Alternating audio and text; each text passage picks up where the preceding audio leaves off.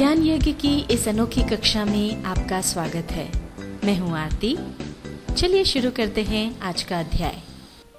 इस अध्याय में हम जानेंगे चार्ट ऑफ अकाउंट्स के बारे में, जिसके अंतर्गत सबसे पहले हम जानेंगे चार्ट ऑफ अकाउंट्स क्या है, चार्ट ऑफ अकाउंट्स का उपयोग कैसे करें और इसे कैसे डाउनलोड करें।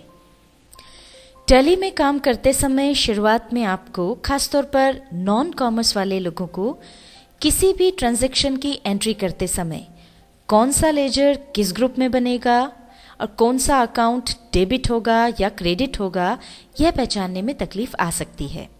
इसलिए आपकी सुविधा के लिए हमने चार्ट ऑफ अकाउंट्स बनाया है, जो कि हमारी वेबसाइट पर उपलब्ध है। इसकी सहायता से कौन सा खाता यानी लेजर टैली के किस ग्रुप या सब ग्रुप में बनेगा, वो भी आप देख सकते हैं। अब इस तक आप कैसे पहुंचे, उसके लिए सबसे पहले आपको हमारी वेबसाइट खोलना होगी। पहले आप किसी ब्राउज़र पर जाएं और यहाँ पर डाल दें ज्ञानयज्ञ.info, एंटर प्रेस कर दें। ये देखिए ज्ञान यज्ञ की वेबसाइट खुल गई है।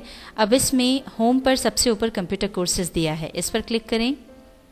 यहाँ पर आ जाते हैं सारे कंटेंट, जिसमें से कंप्यूटर अकाउंटिंग टैली, ये यहाँ पर चौथे नंबर पर आपको नज़र आ रहा है, इस पर क्लिक करें। आपको यहाँ पर मिलता है चार्ट ऑफ अकाउंट्स, इस पर क्लिक कर दें। ये देखिए यहाँ पर आपको ये चार्ट ऑफ अकाउंट्स नज़र आ रहा है। इसे हमने 4 भागों में बांटा है: लायबिलिटीज, असेट्स, इनकम और एक्सपेंसेस। अब ये चार्ट आपकी काफ़ी मदद करता है। इस चार्ट की मदद से पहले तो आप देख लेंगे कि भाई लेजर कौन सा है। यहाँ पर आपको लेजर्स नेम यानी लेजर के नाम मिल जाते हैं, तो कौन सा लेजर है वो आपको यहाँ पर मिल जाएगा। फिर वो लेजर किस ग्रुप हेड के तहत बनेगा टैली में, वो आपको ये यहाँ पर दिया हुआ है, यहाँ पर ये मालूम पड़ जाता है। इसके बाद हम आगे चलते हैं। अब जो भी लेजर है उसका टाइप ऑफ अकाउंट क्या है, यानी वो किस प्रकार के अकाउंट में आएगा, वो आपको इस कॉलम में पता चल जाएगा।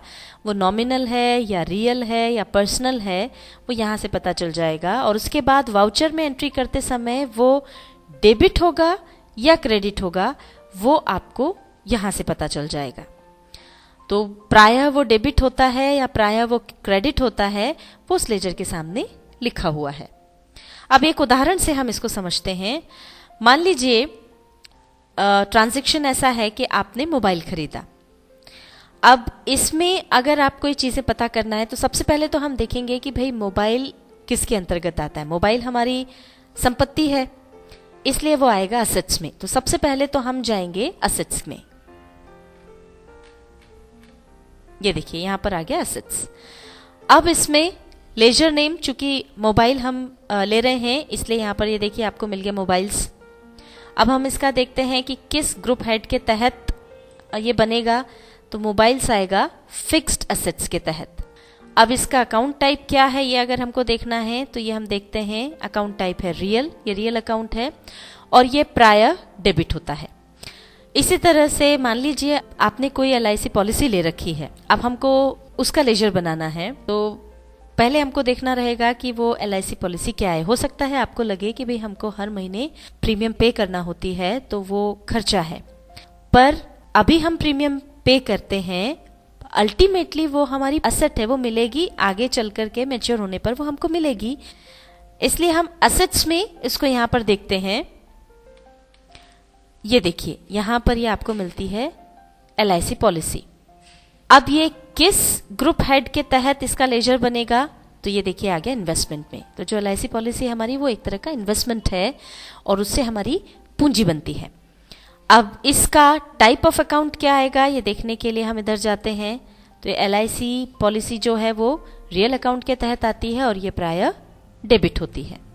तो इस तरह से कोई भी ट्रांजैक्शन हो, कोई भी चीज़ हो, उसके बारे में, उसके लेजर के बारे में, ग्रुप हेड के बारे में, टाइप ऑफ अकाउंट के बारे में, वो डेबिट होता है प्रायः या क्रेडिट होता है, इस बारे में आप इस चार्ट ऑफ अकाउंट की मदद से जान सकते हैं। प्रायः हम इसलिए कह रहे हैं कि कभी कभार या अपवाद स्वरूप किसी विशेष परिस्थिति में वो उल्टा भी हो सकता है।